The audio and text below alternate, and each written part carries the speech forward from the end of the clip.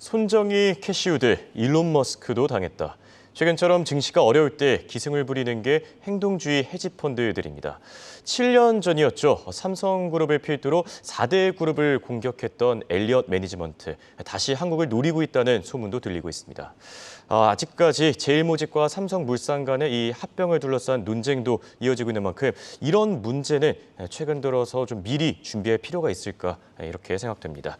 오늘은 이 문제에 대해 알아보겠습니다. 한국경제신문의 한상춘 논설위원 나와 있습니다. 안녕하십니까? 네, 안녕하십니까? 네, 오늘 미국 증시, 내일 잭슨홀 미팅을 앞두고 아무래도 투자자들이 좀 조심스러워진 것 같습니다. 관망세가 짙게 나타나지 않았습니까? 네, 먼저 시청자분들한테 질문부터 해드리고 마지막에 답변을 해드리도록 하겠습니다. 예, 알겠습니다. 어제 윤석열 대통령께서 환율에 대해서 이렇게 말씀하셨는데요. 한나라 대통령께서 환율에 대해서 얘기하는 게 적절했을까? 사실 이 질문을 시청자 여러분한테 느닷없이 이렇게 던지는 거는 제가 오랫동안 지휘를 했었던 홍콩 사우스 모닝 포스트 기자가 어제 대통령께서 환율에 대해 얘기하다 보니까 이럴 때 대통령의 말씀이 적절한가, 또 외환시장에 얼만큼 효과가 있을까 하는 이 측면에 두 가지 의문을 들어서 저보다 더 훌륭하신 시청자분이 한번 판단하셔서 오늘 방송의 마지막 부분에 같이 한번 결론을 내보도록 하겠습니다. 예, 알겠습니다. 일단은 미증시는 잭슨홀 미팅, 여기에 대한 긴장감이죠. 예. 정중동보다는 긴장감, 이런 표현이 지금 미국의 언론으로부터 나오고 있는 이런 상황인데요.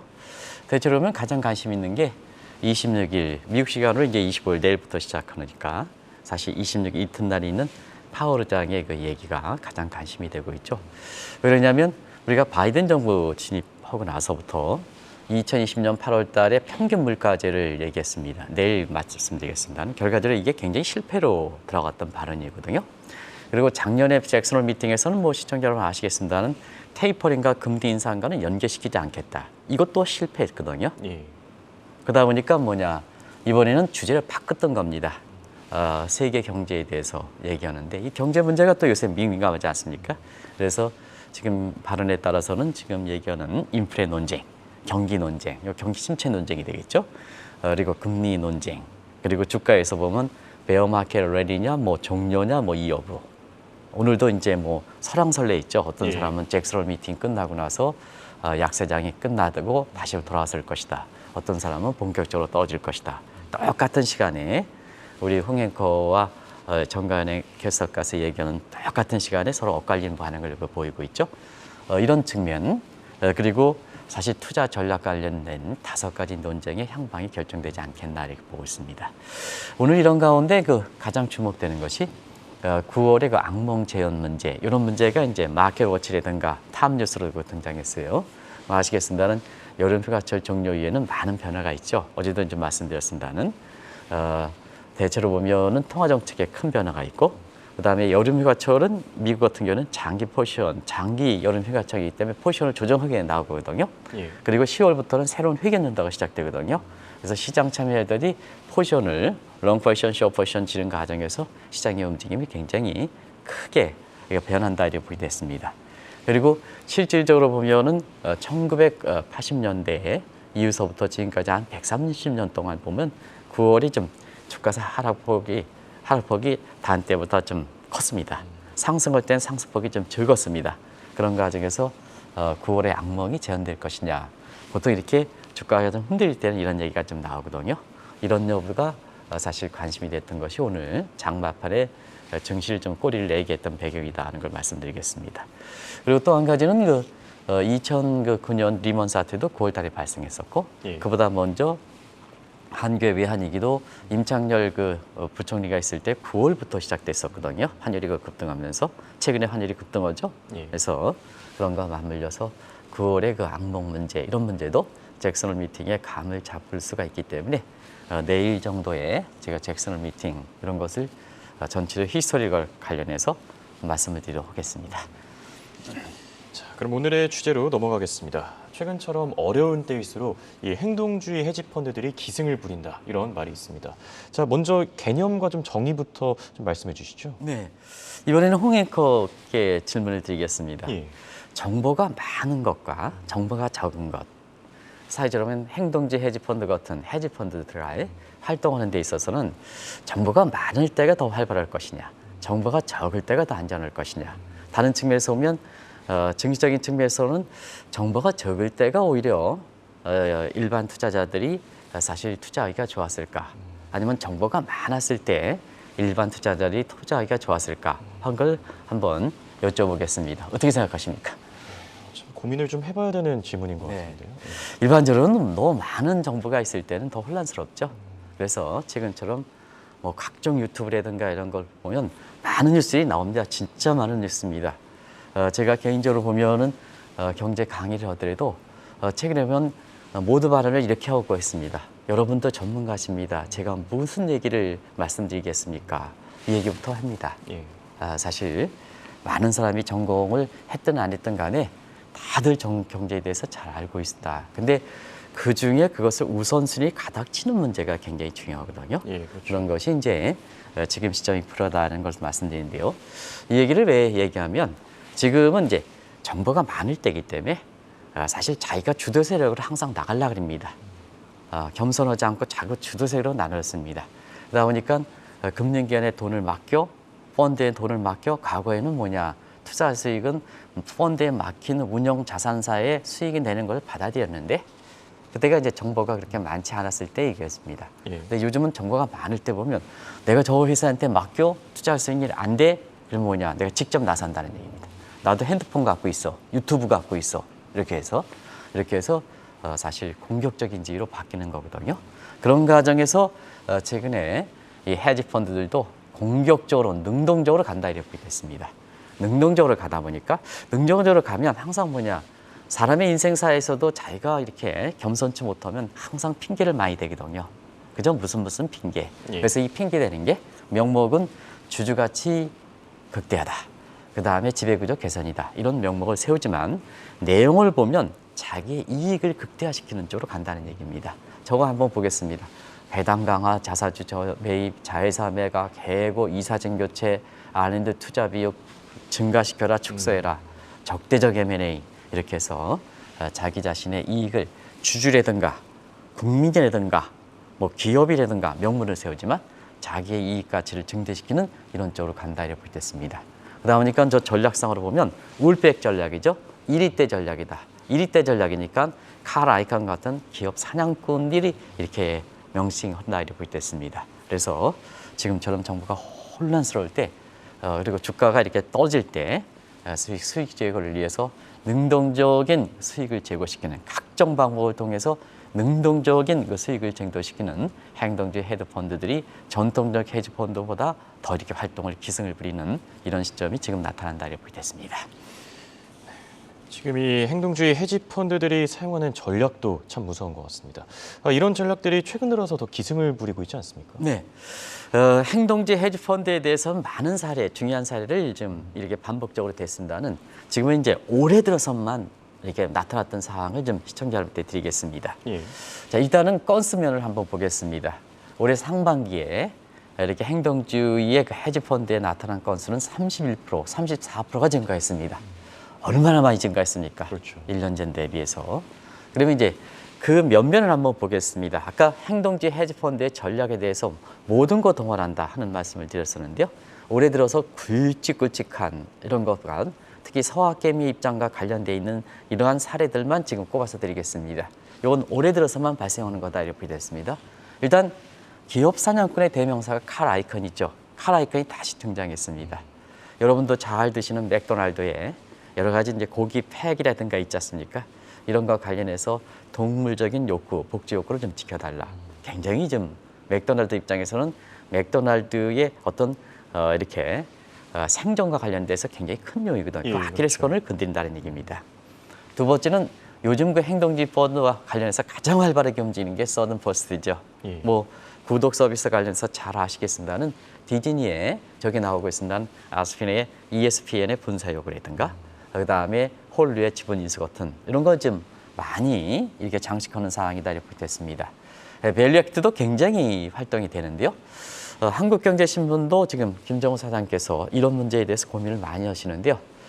사실은 그 플랫폼 사업 이런 거에서 굉장히 종신문보다도 이렇게 많이 했던 것이 뉴욕타임스거든요. 그래서 뉴욕타임스의 지금 신화를 이끌고 있거든요. 그게 이제 구독 서비스와 관련된 부분입니다. 그 강점이니까 분산시켜라 하는 문제. 요거에 대해서 굉장히 판매를 강화하라 하는 쪽에 요거를 멜리액트가 한다. 그리고 여기서 한 가지 말씀드리면 언론사에 대해서 이렇게 다이렉트로 요구하는 것은 행동주의 헤지펀드의 그 공격성을 그대로 나타난다 이렇게 볼 때 있습니다. 예. 보통 입장에서는 반드시 그런 건 아닙니다. 하는 언론사에 대해서 저렇게 아무리 그 수익 증대를 위해서 하더라도 공격적으로 저렇게 나서는 것은 드문 일이거든요. 그리고 엘리엇 매니지먼트, 우리에선 행동주의 헤지펀드를 알려줬던 폴 싱어, 뒤쪽에 이제 폴 싱어가 나중에 이제 제가 말씀드리겠습니다는 엘리엇 매니지먼트 다시 활동을 재개하고 있습니다. 아주 구체적으로 경영진을 하죠.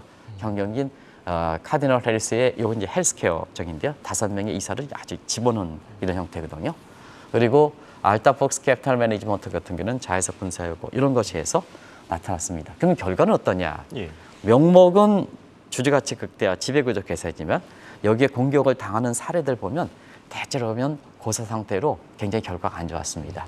그것이 뭐냐?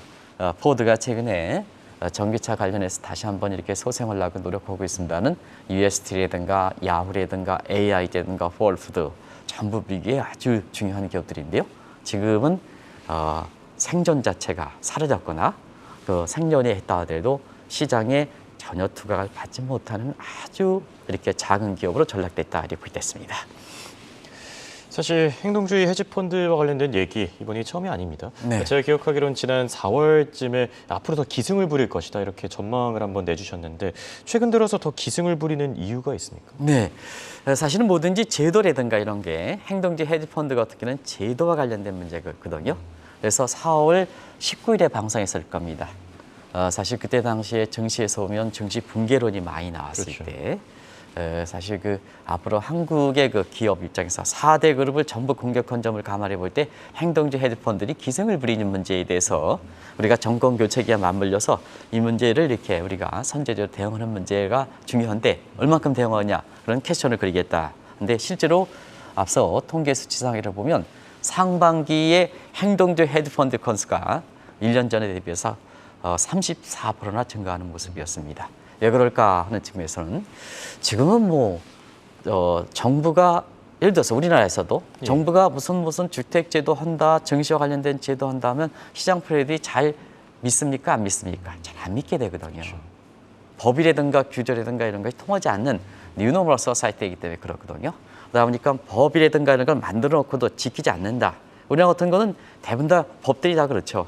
무슨 법들이 딱 해서 국회의원들이 이해가지고 딱 만들어 놓으니까 이해관계에서 만들어 놓으니까 다음에 또 개정될 가능성이 높거든요.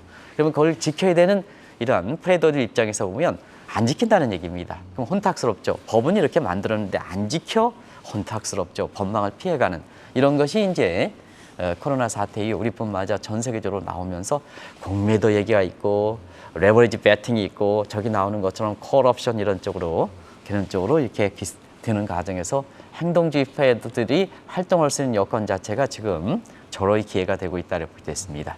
그리고 이런 가운데 바이든 정부가 다른 일에 이렇게 맞물려 있어서 백 문제, 그 다음에 돌아온다 문제, 그리고 차이나 문제에 집중돼 있기 때문에 사실 이런 문제에 대해서 좀 이렇게 과거에는 도드 프랭크호프는 미국의 단일 개입법 보면 행동주의 헤지펀드에 대해서 규제하는 비하인데 이걸 복원을 연기시켰거든요. 그러다 보니까 그 내용에 있어서는 저기 없으면 자기 자본에 대해서 규제가 완화되고 월커룰도 굉장히 강하게 시행되지 못하고 있고 이런 쪽이 되다 보니까 행동주의 펀드들이 기승을 부리고 있다 이렇게 보게 됐습니다. 더더구나 최근에 손정이라든가 이런 데 다이렉트리 공격하는 건 뭐냐 하면 최근에 사실 주가가 하락했죠. 그러다 보니까 행동주의 헤지펀드들도 고객의 자산 가지고 이렇게 하는데요. 고객의 생명인 수익률을 맞춰줄 수 없으니까 최근처럼 뭐냐 사실 주가가 하락할 때는 행동주의 헤지펀드들이 직접적으로 수익률을 챙기는 과정에서 이렇게 행동주의 헤지펀드들이 기승을 부리고 있다 이렇게 볼 수 있습니다.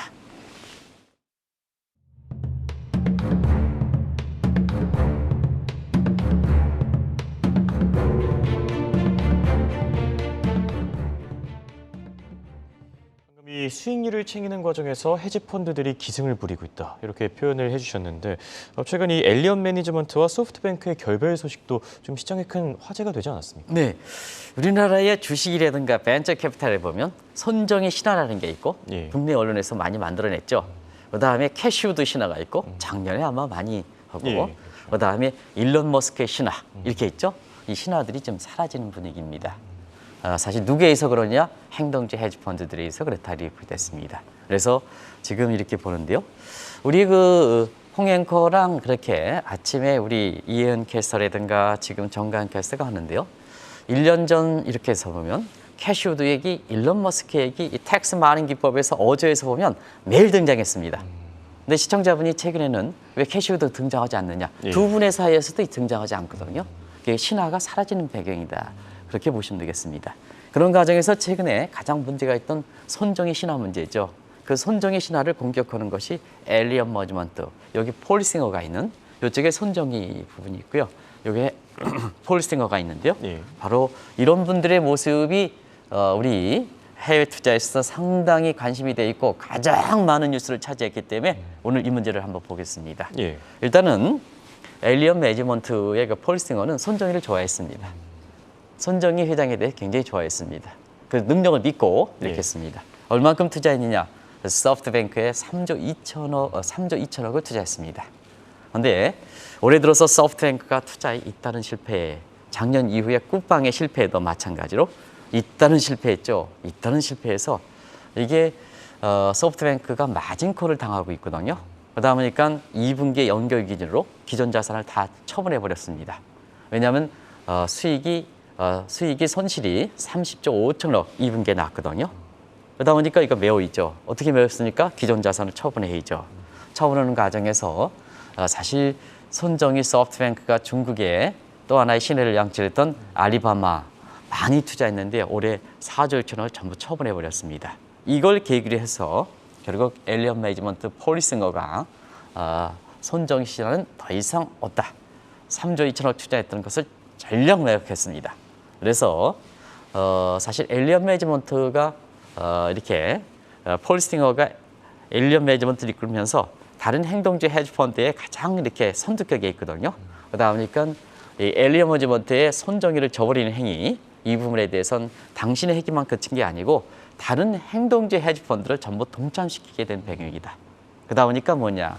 자, 벤처 캐피탈 업장이라든가 행동주 헤지 펀드 입장에서는 더 이상 손정의 신화는 없다. 이런 결론이 나오는 거다. 제가 이제 혹평이라는 표현을 쓰겠습니다는 더 이상 결론은 없다. 혹평 다음 자막 보내주시기 바랍니다. 그래서 이런 내용들이 나오는 겁니다. 지금 이제 설명해 드렸습니다는 그래서 벤처 캐피탈이라든가 행동주의 헤지 펀드라든가 이런 쪽에선 손정의 시장은 더 이상 없다. 사라졌다. 월가에서도 손정의 시장은 더 이상 사라졌다. 하는 게 1년 전에 사실 우리가 보면 그 레버리지 행동주의 헤지 펀드 비랑의 어떤 사건이 있었거든요. 그런 과정에서 사실은 이 손정의 이분이 사실 한국 명칭을 쓰는 게 좋을까 하는 측면도 월가에 참여했던 한국 사람들 지금 이제 한국경제신문이 10월 5일에 세계적인 이제 글로벌 마켓에 출범 1주년을 기해서 한국의 자산가들을 좀 미개 이렇게 모시고 세계적인 이렇게 투자가들과 같이 이렇게 교류하는 이 월의 퍼펫식이 되겠습니다. 현지에서 이렇게 하는 건 아주 이례적이다 이렇게 됐습니다. 우리 자산가분들이 이제 가서 아주 대대적으로 이렇게 이런 것을 좀 보여줘야 되는 것이 미국의 금융시장은 비단 정책 당국과 그다음에 금융사뿐만 아니라 우리의 국민들도 보여야 월가 현실을 알 수 있지 않냐 하는 각도에서 아마 김정호 사장께서 이것을 아주 만드셔가지고 굉장히 호평을 많이 끄고 오늘 한국경제신문에 사고도 나왔는데요. 그런 과정에서 보면 사실은 이런 분위기에서 거기에 참여했던 사람들이 손정의가 과연 한국 사람이냐. 이렇게 좋을 때는 한국에 대해서 국격을 올릴까? 안 그렇다는 얘기입니다. 이게 나쁠 때는 국격을 떨어뜨린다 하는 측면에서 우리 국내 언론에서 이 손정의라는 이 한국 이름에 대해서 사실 이것을 쓰는 문제에 대해서 한번 검토할 필요가 있는 것이 아닌가 생각합니다. 네. 네, 비단 이 손정희 신화만의 문제는 아닌 것 같습니다. 최근 들어서 뭐 캐시우드, 일론 머스크 지금 차례대로 다 무너질 것이다. 이런 시각도 확산되고 있지 않습니까? 작년에 홍앵커의 입에서 가장 많이 나왔던 게 캐시우드죠. 예, 그렇죠. 캐시우드죠. 그래서 뭐 돈나무언니다 이렇게 가지고 굉장히 신화를 많이 하고 사실 이게 2014년에 캐시우드가 아크 인베스먼트를 창출했거든요. 그 이후에 성장주 우리가 테슬라라든가 같은 이 성장주에 들어서 한때는 수익이 높았던 이런 대목이었습니다.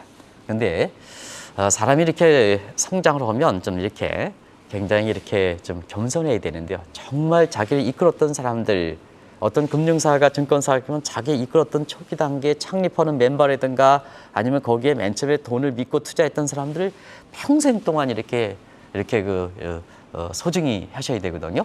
근데 이 캐시우드 같은 경우에는 또 그걸 저버렸습니다. 그러다 보니까 자기가 잘났다 하는 과정에서 비트코인 51만 달러 간다.